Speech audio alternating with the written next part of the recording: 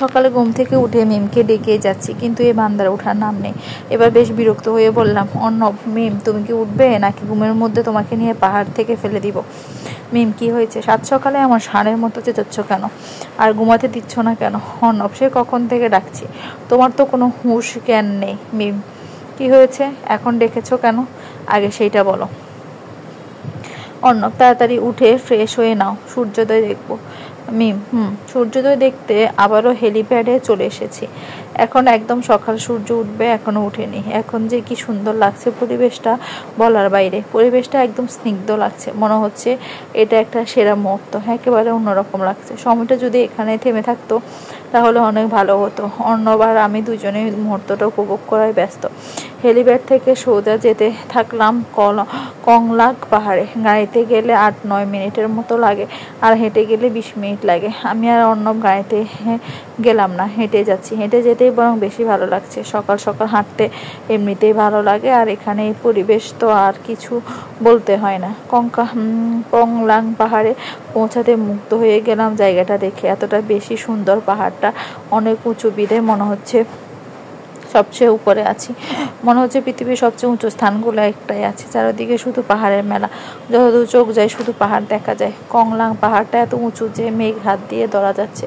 মেঘেরা নিজেদের আপন গতিতে চলছে আর খেলা করছে। মেঘের মধ্যে হাত দিতে চমকে উঠি, একদম ঠান্ডা। এর জন্য এক অন্যরকম অনুভূতি। অর্ণবের একটা ফোন এসেছে, তাই ও অন্যদিকে গিয়েছে কথা বলার জন্য। আমি একা একা হাঁটছি।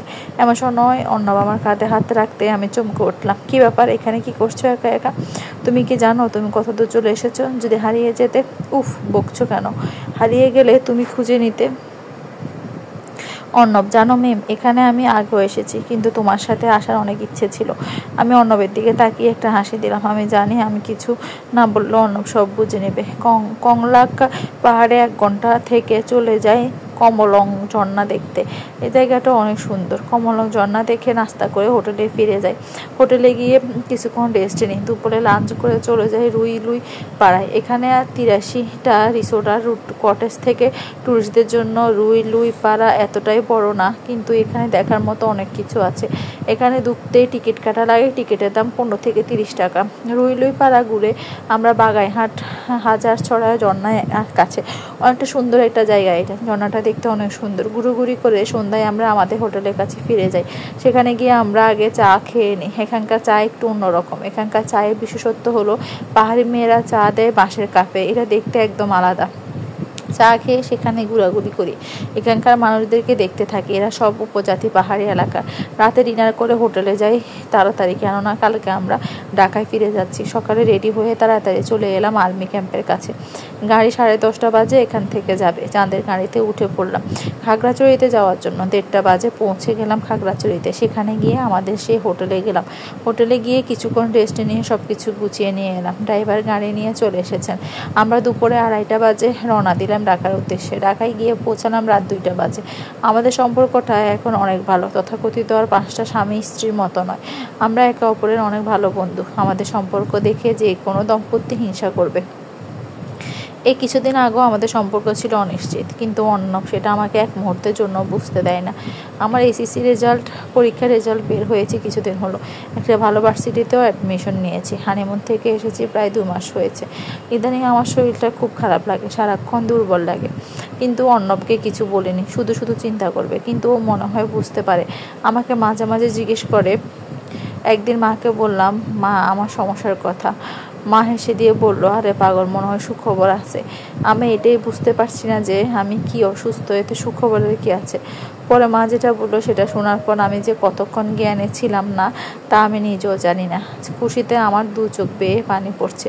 মা আমার চোখ মুছে দিয়ে বলল, আরে কাঁদছো কেন বোকা মেয়ে, এটা তো খুশির খবর। এখন মাকে আমি কি করে বোঝাই যে এটা আনন্দের কান্না। মা বলতে থাকলেন, আমাদের কতদিনের ইচ্ছা আমাদের ঘর আলো করে একটা ফুটফুটে বাচ্চা আসবে, ছোট ছোট পায়ে সারা বাড়ি ঘুরে বেড়াবে। যাও মা, তুমি ঘরে গিয়ে বিশ্রাম নাও। এ সময় বেশি হাঁটাহাঁটি করা ঠিক হবে না। আমি ঘরে চলে আসলাম। আমি নিজের কানকে বিশ্বাস করতে পারছিলাম না। আমি ভাবতেই পারছি না যে আমার ভেতরে আরেকটা শরীর বেড়ে উঠেছে। আমি আরেকটু শিওর হওয়ার জন্য প্রেগনেন্সি কিট এনে পরীক্ষা করলাম। ওখানেও পজিটিভ দেখালো। একবার ভাবলাম অর্ণবকে ফোন দিয়ে জানাবো, তারপর আবার ভাবলাম না থাক, বাসায় ফিরলে একেবারে জানাবো। কিন্তু এত বড় একটা কথা ওকে না বলে থাকবো কি করে এতক্ষণ? আমি মাকেও বারণ করেছি ওকে কিছু না বলতে। এই খবরটা আমি ওকে প্রথম জানাতে চাই। ভাবলাম অর্ণবকে একটা ফোন দিই, এমনি জানতে চাই কি করছে, কখন ফিরবে। ফোন বাজছে। মিম: হ্যাঁ অর্ণব। অর্ণব: হ্যাঁ বলো, কি করছো? অর্ণব: অফিসে যখন এসেছি কাজই করছি, এখানে তো আমি বসে থাকতে আসিনি। মিম: কি হয়েছে, এভাবে কেন কথা বলছো? অর্ণব: কিভাবে কথা বলছি? এখন আমি কিভাবে কথা বলবো সেটা কি তোমার থেকে শিখতে হবে?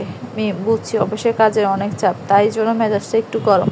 আচ্ছা শোনো না, আজকে একটু তাড়াতাড়ি আসতে পারবে? অর্ণব: না পারবো না, কাজ আছে আমার, এখন রাখি।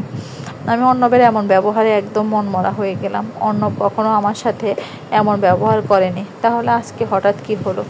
মনের অজান্তে চোখ থেকে এক ফোঁটা পানি গড়িয়ে পড়ল। তারপর নিজেকে বোঝালাম যে অফিসে কত রকম ঝামেলা হয়, শুধুই মন খারাপ করছি। এইসব ভাবতে ভাবতে সন্ধ্যা হয়ে আসলো। আমি সারা ঘর সুন্দর করে সাজালাম। অর্ণব আমাকে একটা লাল শাড়ি দিয়েছিল, কখনো পরা হয়নি। আজ আমি ওই শাড়িটা পরলাম, একদম অর্ণবের মনের মতো করে সাজলাম। অর্ণব প্রতিদিন 9টার ভেতর বাসায় চলে আসে, এখন 8টা বাজে। আমি ভাবছি অর্ণব আসলে ওকে কিভাবে বলবো, কিন্তু এখন তো 11:30 বেজে গেছে, এখনও অর্ণব আসেনি। অন্য বাড়িতে ফিরল রাত 12টা। ও আসতে আমি ওকে জড়িয়ে ধরে বলতে গেলাম আমাদের ছোট্ট সদস্যের কথা, কিন্তু ও আমাকে ছাড়িয়ে নিয়ে ঠাস করে একটা গালে থাপড় বসিয়ে দিল আমার গালে। ঘটনার আকস্মিকতায় আমি একদম হকচকিয়ে গেলাম। কি হয়েছে জানতে চাইলেও ও আমাকে যেটা বললো সেটা শোনার জন্য আমি মোটেও প্রস্তুত ছিলাম না।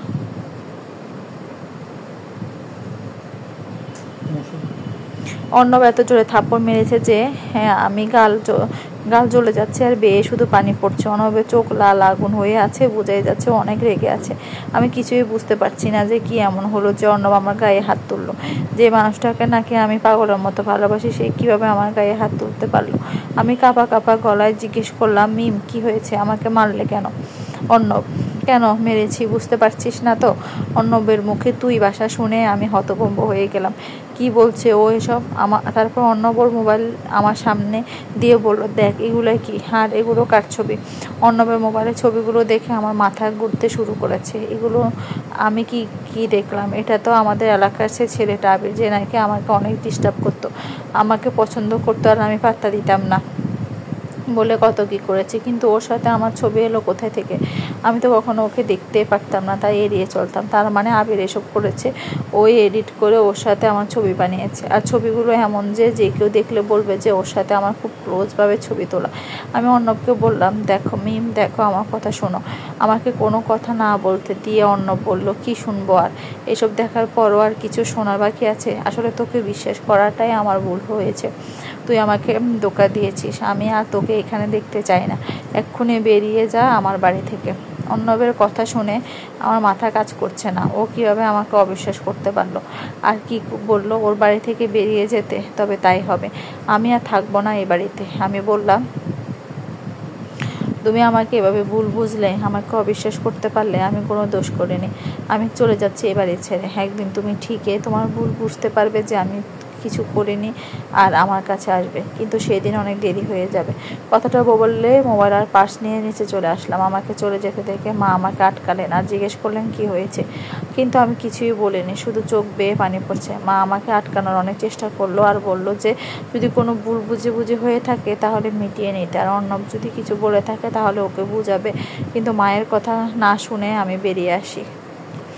মিম চলে যাওয়ার পর অর্ণব থাপ করে ফ্লোরে বসে কান্না করতে থাকে। অর্ণব বলতে থাকে, কেন করলে আমার সাথে এমন? আমি তো তোমাকে ভালোবেসেছিলাম, তবে কেন আমাকে এভাবে ঠকালে, ধোঁকা দিলে? বাসায় এসে কলিং বেল বাজালো আম্মু। দরজা খুলে আমাকে দেখে ভূত দেখার মতো মুখ করে তাকিয়ে আছে। আম্মুকে সরিয়ে ভিতরে ঢুকলে আম্মু জিজ্ঞেস করলো, আম্মু এত রাতে বাসায় আসলি কেন, কি হয়েছে? কিছু। অর্ণব: কোথায়, তুই একা কেন? কোনো সমস্যা হচ্ছে এখানে এসেছি বলে? যদি সমস্যা হয় তাহলে বলে দাও, চলে যাচ্ছি। কি এসব কি বলছিস? সমস্যা হতে যাবে কেন? তুই এসেছিস সেটাতে খুশির কথা, সমস্যা হবে কেন? আমি তো বলছি এত রাতে তুই একা এলি যে। আম্মুকে কিছু বলতে না দিয়ে রুমে এসে দরজা লাগিয়ে দিলাম। হয়তো আম্মু কিছুটা আন্দাজ করতে পেরেছে। বিছানায় বসে ভাবছি অর্ণব কী করে আমাকে অবিশ্বাস করতে পারলো, আমার কথাটাও শুনলো না। যতটা না কষ্ট লাগছে তার থেকে বেশি কষ্ট লাগছে এই ভেবে যে অর্ণব আমাকে ভুল বুঝলো। ভাবতে চোখ ভরে পানি আসছে। কোনো মতে কান্না আটকাতে পারছি না। এবার মিম কান্না একদম ভেঙে পড়ে। ও কিছুই মেনে নিতে পারছে না যে অর্ণবকে অবিশ্বাস করছে। কান্না করতে করতে একসময় ঘুমিয়ে পড়ে। সকালে ঘুম থেকে উঠে ফ্রেশ হয়ে আম্মুর সাথে দেখা করতে যায়। আম্মুর কাছে যেতে আম্মু জিজ্ঞাসা করেছে, মিম কিছু কি হয়েছে? তোকে এমন দেখাচ্ছে কেন? আর তুই হঠাৎ করে কিছু না বলে চলে এলি। অর্ণবের সাথে কিছু হয়েছে? আম্মুকে শক্ত করে জড়িয়ে ধরে অনেক কষ্টে কান্না চেপে ধরে বলি, কিছু হয়নি, এমনি এসেছি, অনেকদিন হলো আসি না, আর তোমাদের কথা অনেক মনে পড়ছিল। আম্মু যে আমার কথা একটাও বিশ্বাস করেনি সেটা নিয়ে কোনো সন্দেহ নেই, কিন্তু আমি আম্মুকে কিছুই বলবো না। শুধু শুধু আম্মুকে বলে কী লাভ? নাস্তার টেবিলে বসে নাস্তা করছিলাম। আব্বু বলল, মিম অনেকদিন পর যে এলে বাসায়, তাও হঠাৎ করে বলো আসেনি কেন? আর অন্য বাসেনি কেন? তোমাদের কথা অনেক মনে পড়ছিল তাই চলে এসেছে। আর ওর তো কাজের চাপ, তাই আসতে পারেনি। তাড়াতাড়ি কোনো মতে খাবার শেষ করে সেখান থেকে চলে এলাম। অনেক বড় মিথ্যা কথা বলেছি, তাই আর বসে থাকতে পারলাম না। কিন্তু কি আর করার, আমার যে আর কিছু করার নেই। সত্যি কথাটা বললে সবাই অর্ণবকে ভুল বুঝবে আর আমাকে বুঝিয়ে বাড়ি পাঠিয়ে দেবে। কিন্তু আমি তো যাব না। হাজার রাগ দেখালো আমি মনে মনে ভাবতাম অর্ণব নিজের ভুল বুঝতে পেরে ঠিকই আমার কাছে আসবে। কিন্তু না, অর্ণব আসেনি। পুরো পাঁচটা দিন পার হয়ে গিয়েছে, অর্ণব আমাকে একটা ফোন পর্যন্ত দেয়নি। সত্যি মানুষ বড় অদ্ভুত। যাকে এতদিন ধরে দেখেছে, যাকে এত ভালোবাসে, তাকে অবিশ্বাস করতে 2 সেকেন্ডও লাগে না, অথচ চেনা একজন মানুষকে অবলীলায় বিশ্বাস করে ফেলে। এসব ভাবতে ভাবতে হঠাৎ করে আমার গা গোলাতে লাগলো। আমি দৌড়ে ওয়াশরুমে গেলাম। আম্মুও সাথে সাথে আসলো। আমি অসুস্থ দেখে আব্বু খুব ব্যস্ত হয়ে পড়লেন। ডাক্তার ডাকতে চাইলে আমি বললাম, না ডাক্তার দরকার নেই, তুমি নানু হতে চলেছ। এই কথা শুনে আব্বু আম্মু কী করে খুশি বুঝতে পারছে না। আমি তাদের একমাত্র মেয়ে, খুব আদরের, তাই হয়তো খুশিটা একটু বেশি। আব্বু আম্মুকে বলে সাথে সাথে মিষ্টি আনতে পাঠালো। অন্যদিকে অর্ণব খুব অপরাধ বোধে ভুগছে। ও ভাবছে সেদিন কী করে ওর মিমের গায়ে এমন হাত তুললো, আর কি করে মিমকে চলে যেতে বলতে পারলো। এই কয়েকদিন আর কিছু না হলেও অর্ণব এটা খুব ভালো করে বুঝতে পেরেছে যে মিম ওকে কতটা জড়িয়ে গেছে। প্রতিটা মুহূর্ত মিমের না থাকাটা অনুভব করতে পারছে। ও খুব একা হয়ে গেছে। ওর মা ওর সাথে ঠিকভাবে কথা বলছে না। এসব ভাবতে ভাবতে কখন 10টা বেজে গেছে অর্ণব খেয়ালই করেনি। এর মধ্যে একবার ওকে খাওয়ার জন্য রেখে গেছে। অর্ণব নিচে গিয়ে দেখে সবাই খাওয়া শুরু করেছে। এর আগে এমন কখনো হয়নি যে অর্ণব খায়নি অথচ সবাই খেয়ে নিয়েছে। চেয়ার টেনে বসতে যাবে, মাকে কিছু একটা বলতে যাবে, কিছু না কিছু শুনে অর্ণবের মা উঠে চলে গেল। তখন রাত প্রায় 1:30। অর্ণব বারান্দায় বসে আছে। রাস্তায় হালকা আলো সময়টা আরও বিষাদময় করে তুলছে। অর্ণব ভাবছে আগের কথাগুলো। মিম আমাকে ছেড়ে যাবে না তো কোনো দিন, ধরে রাখবে যতদিন না, আর যতদিন ছেড়ে দিই ভালোবাসা তো দূরের থাক। আচ্ছা তুমি এমন কেন জানি না, আমি তোমার মতো আঁকড়ে রাখতে হয় ভালোবাসলে। ধরে রেখে মানুষ কবে বা ভালোবাসা পেয়েছে। তুমি অন্যরকম ভারী, আমি ছেড়ে দেওয়াতে বিশ্বাসী। আজ 15 দিন হলো ওই বাড়ি থেকে চলে এসেছি। এই 15 দিনে প্রথম 1 সপ্তাহ অর্ণব আমাকে ফোন দেয়নি, খোঁজ খবর নেয়নি। পরের 1 সপ্তাহ অর্ণব আমাকে ফোন দিয়েছে, কিন্তু আমি ধরিনি। লাগাতার ফোন দিতে থাকলে ওর নাম্বারটা ব্লক মেরে রেখে দিই। আম্মুকে অনেকবার ফোন দিয়েছে আমার সাথে কথা বলার জন্য, কিন্তু আমি বলিনি। তারপর আম্মুর কাছ থেকে আমার খবর নিয়েছে। আম্মুকে আমার ব্যাপারটা অর্ণব জানাতে মানা করে দিয়েছি, তাই আম্মু বলেনি। মা আমাকে প্রত্যেকদিন ফোন দিয়ে আমার খবর নেয়, ফিরে যাওয়ার জন্য বলে, কিন্তু আমি যাব না বলে দিয়েছি। বিকেলে ছাদে দাঁড়িয়ে আছি। সময়টা খুব বিরক্ত লাগছে। হালকা বাতাসে খোলা চুলগুলো উঠছে। সময়টা একেবারে খারাপ লাগার মতো না, কিন্তু আমার কাছে একদম বিষাদময়। আজকাল কিছুই ভালো লাগে না। আমি জানি যে আমি এখন একা না, কিন্তু কারো কাঁধে হাত করতে আমি চমকে উঠলাম। স্পর্শটা খুব চেনা। আমি জানি এটা কার স্পর্শ।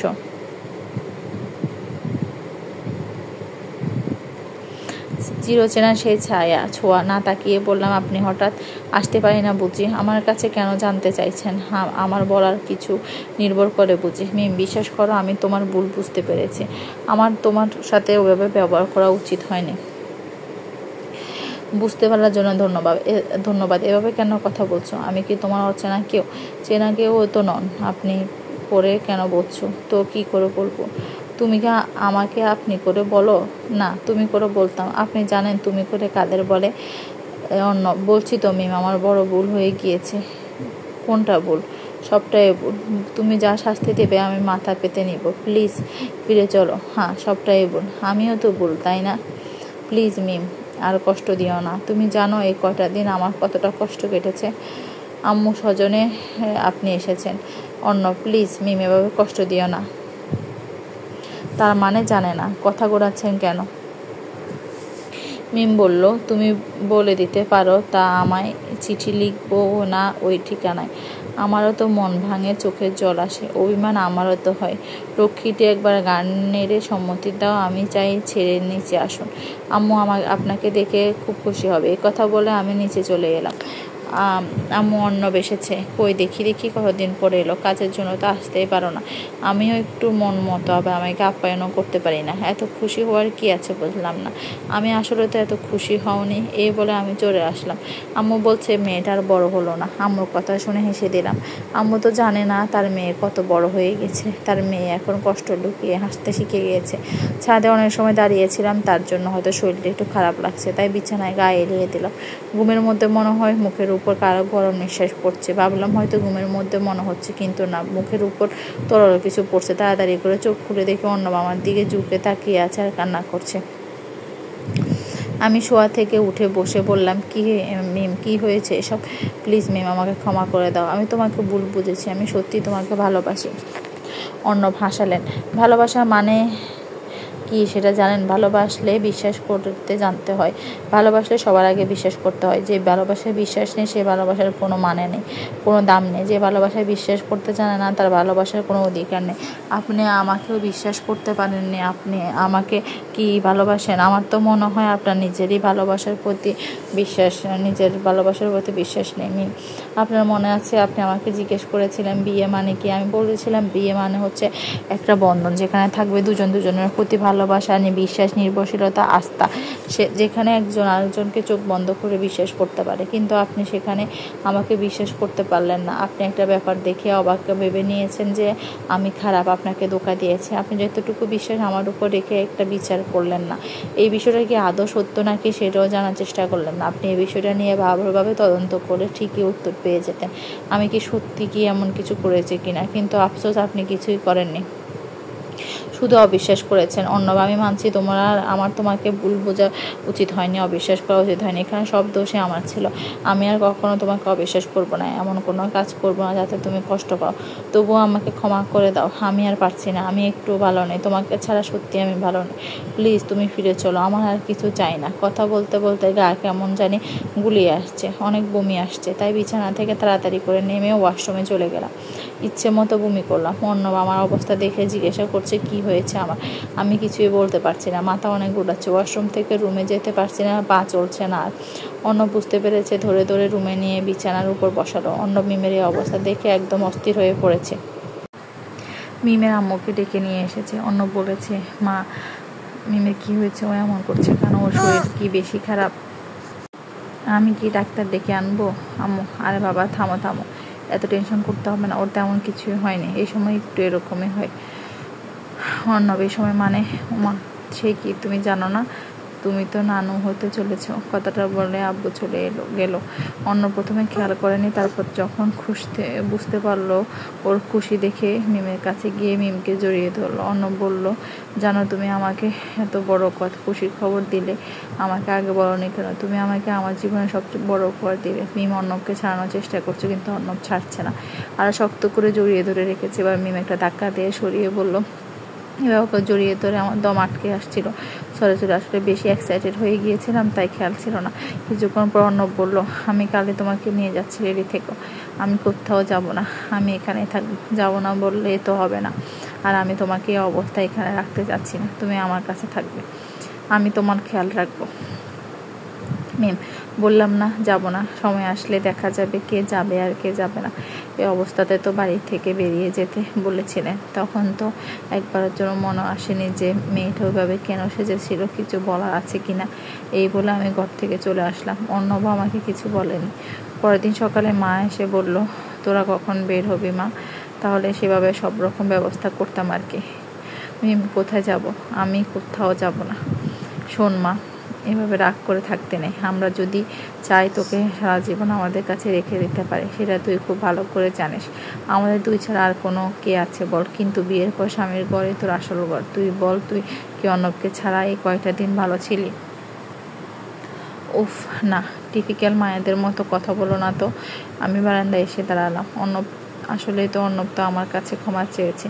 কজন হাজবেন্ড বা তার স্ত্রীর কাছে এসে হাত জোড় করে। এছাড়া বাইরে একটা ছেলের জন্য আমাদের ভেতরে সম্পর্ক কেন নষ্ট করছে? ও তো এটাই চায়। এমন হলে তো ও জিতে গেল। আমাদের ভালোবাসার মূল্য তাহলে কোথায়? ঘরে গিয়ে মাকে বললাম আমি যাব। গাড়িতে অর্ণবের সাথে কোনো কথা বলেনি। বাড়িতে পৌঁছালে আমাকে দেখে মা অনেক খুশি হলেন, প্রায় কেঁদে দিয়েছেন। মানুষটাকে দেখলে এমনিতে সম্মান করতে মন চাই। বিকেলে ছাদে দাঁড়িয়ে আছি, দূর থেকে গাড়ির আনাগোনা দেখা যাচ্ছে। আমাকে মা এখনো কোনো কাজই করতে দেয় না। পেছন থেকে এসে হঠাৎ করে অর্ণব আমাকে জড়িয়ে ধরল। মিম, আমাকে শেষবারের মতো ক্ষমা করা যায় না? করতে পারি একটা শর্তে। কি শর্ত বলো? তুমি যা বলবে আমি তাই করব। আমি হেসে দিয়ে বললাম, আমাকে নিজ হাতে কফি বানিয়ে খাওয়াতে হবে। অর্ণব হেসে দিয়ে বলল, তুমিও তো একটা বাচ্চা, কীভাবে যে আমার পুচুকে বড় করবে আল্লাহই জানে। এই যে শুনছেন, পুচকু শুধু তোমার না আমারও। বেশি আমার করছো তো দেখবে বাচ্চা হওয়ার পর কি করো। যাও এখন কফি নিয়ে আসো।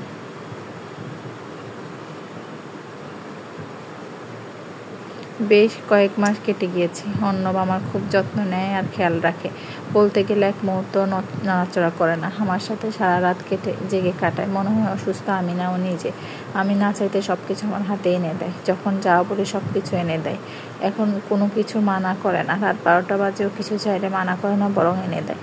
এখন অর্ণব অফিসে বেশি যায় না, আর গেলেও বেশিক্ষণ থাকে না। সে নাকি অফিসে গেলে আমার যত্ন নেওয়ার কমতি পড়ে যাবে। এখন ওকে বোঝাই যে অফিসের কাজও তো করতে হবে। এখন আমি কোনো কাজই করি না। মা আর অর্ণব কোনো কাজই করতে দেয় না। তাদের মধ্যে এই সময়ে কোনো কাজ করতে হবে না। বাড়িতে অনেক সার্ভেন্ট আছে, তারাই সব কাজ করবে। আমার শুধু একটাই কাজ, খাওয়া দাওয়া আর নিজের যত্ন নেওয়া। আর আমি এসব করতে করতে বিরক্ত। সারাক্ষণ হাত গুটিয়ে বসে থাকতে কারোই ভালো লাগে না। যত সব। ইদানিং আমার ভীষণ রকমের মুড সুইং হয়। কখন যে কী করতে ইচ্ছে করে নিজেও যায় না। রাত 12টা বাজে, অর্ণব ঘুমাচ্ছে। অর্ণবকে বললাম, এই শুনছো? অর্ণব গুম কণ্ঠে বললো, বলো।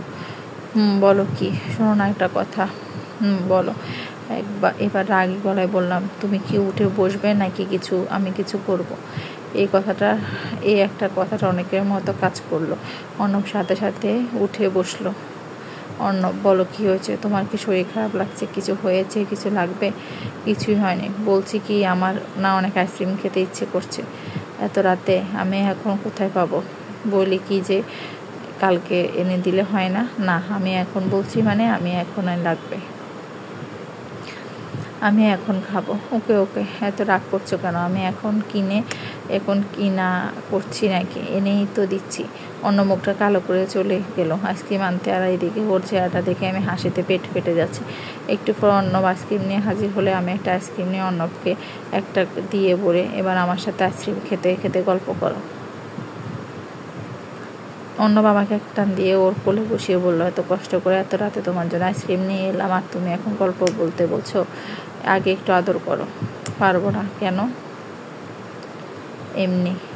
আমার কথা শুনে অর্ণব মন খারাপ করে বসে রইল। আমি ওর গালে ঠোঁট ছুঁয়ে দিলাম, আর ওর সাথে সাথে আমার কোমর শক্ত করে দৌড়ে ঠোঁট ডুবিয়ে দিল। রাতে খাটে বসে বসে মোবাইল চালাচ্ছি। অর্ণব এসে আমার পেটে হাত রেখে বলল, আমার বেবিটা কি করে? বেবি এখন ঘুমাচ্ছে, ডিস্টার্ব করা যাবে না। ও সরি। আচ্ছা, আমাদের প্রিন্সেসের নাম কি রাখবো? মিম। কে বলেছে আমাদের প্রিন্সেস হবে? আমাদের একটা প্রিন্স হবে। অর্ণব, উফ, প্রিন্সেস হবে? বললাম না প্রিন্স হবে। আর একটা কথাও শুনতে চাই না। সময় হলেই দেখা যাবে। আমার এখন 8 মাস চলে। চলাফেরা করতে এখন অনেকটা কষ্ট হয়। অর্ণব তো আমার হাঁটার স্টাইল দেখে শুধু হাসে, আর এইদিকে আমার যে কি কষ্ট হয় তার কোনো খবর নেই। আসছে শুধু মজা করতে। অর্ণব এখন প্রায় বলেছে আমি নাকি আগের থেকে সুন্দর হয়ে গিয়েছি। একদিন সকালে অর্ণব খুব মন খারাপ করে আমার সামনে এসে দাঁড়ালো। কি হয়েছে জানতে চাইলে বললো, ওর ব্যবসার কোনো একটা কাজে ওকে শহরের বাইরে যেতে হবে। আমারও খুব মন খারাপ হলো, কিন্তু অর্ণব কিছু বুঝতে না দিয়ে বললাম, কাজ যখন পড়েছে তখন তো যেতে হবে। কাজে ফাঁকি দিলে কিন্তু আমাদের বেবি পড়বে, তার পাখি ব্যাস।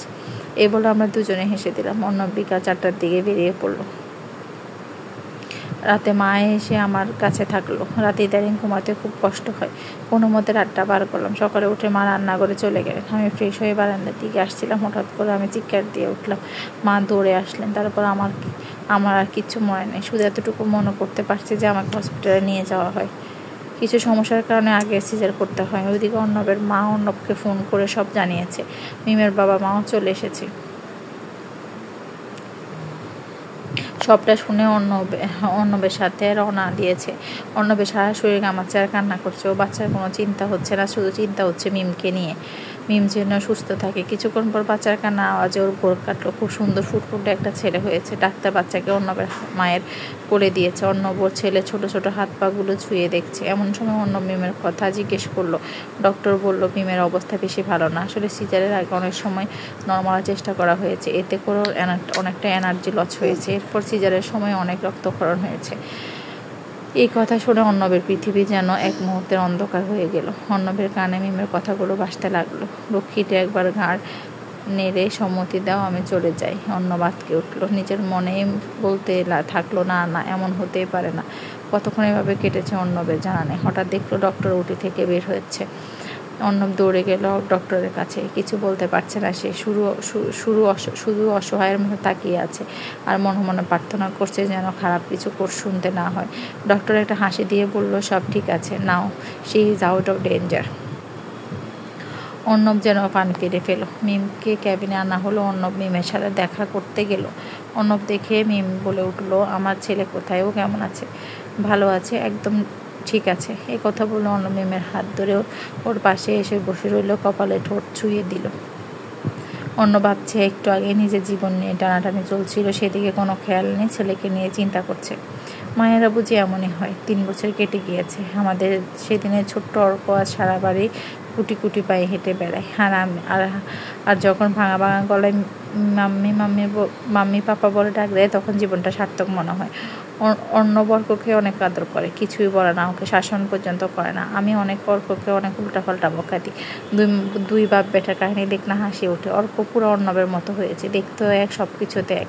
অর্ণব আগের চেয়েও আরও বেশি স্টাইলিশড হয়ে গিয়েছে। ওকে দেখলে কেউ বলবে না যে ওর 3 বছরের একটা ছেলে আছে।